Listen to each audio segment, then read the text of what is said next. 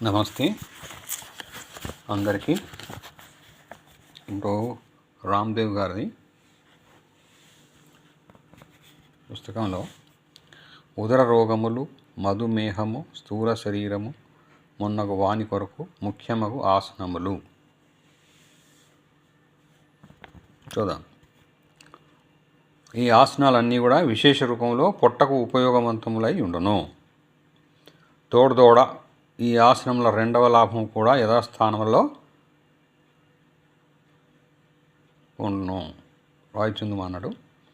పొట్ట ఆరోగ్యవంతంగా ఉన్నప్పుడు మన సంపూర్ణ శరీరము ఆరోగ్యముతో నిండి ఉండగలదు. పొట్ట అను శబ్దముచే సంపూర్ణ జీర్ణ వ్యవస్థ గ్రహించబడగలదు. దీని యందు అన్నకోశము, యకృత్తు, కాలేయము, ప్లీహము, పిత్తకోశము, పిత్తాశయము, ఆగ్నేయాశయము, ప్రేగులు మొన్నగువాని అన్నిటి సమూహము కలదు. జీర్ణాశయంలో ఆహారము జీర్ణమై రసము మరియు రక్తము ఉత్పత్తి అగును. మరలా ఆ రక్తముతోనే సంపూర్ణ శరీరము నిర్మాణమగును. కావున ఈ ఆసనములో వ్యక్తి యొక్క పూర్ణ శరీరమునకు లాభమును నొనగూర్చును.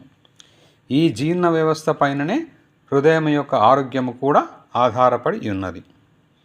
గుండె రోగము యొక్క అధిక భాగము వ్యక్తి యొక్క కడుపుబ్బరం, అజీర్ణం మున్నగు వాని నుండియే ఏర్పడుచుండును.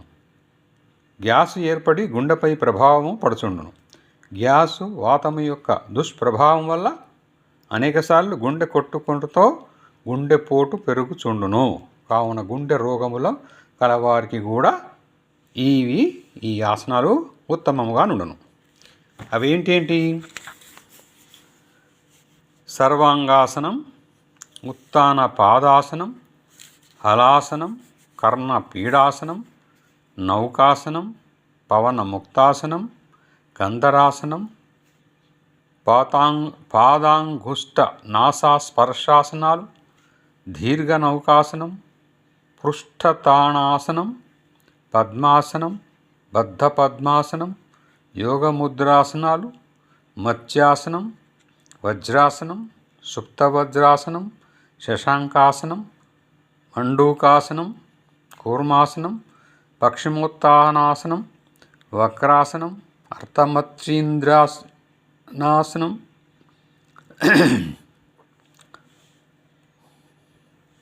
అర్థమత్స్యేంద్రాసనం, పూర్ణమత్స్యేంద్రాసనం, గోముఖాసనం, పశు విశ్రామాసనం, జాను శిరాసనం. ఇవన్నీ కూడా ఉదర రోగాలకి, మధుమేహానికి, స్థూల శరీరం తగ్గడానికి ఈ ఆసనాలు బాగా ఉపయోగపడతాయి అన్నమాట. గుండెపోటు కూడా పెరగకుండా గుండె కూడా చాలా మంచి ఆసనాలు. సో ఇవి ఒక్కొక్కటి మళ్ళీ నెక్స్ట్ వీడియోలో చూద్దాం. Thank you. Me Jayaprakash, yoga instructor.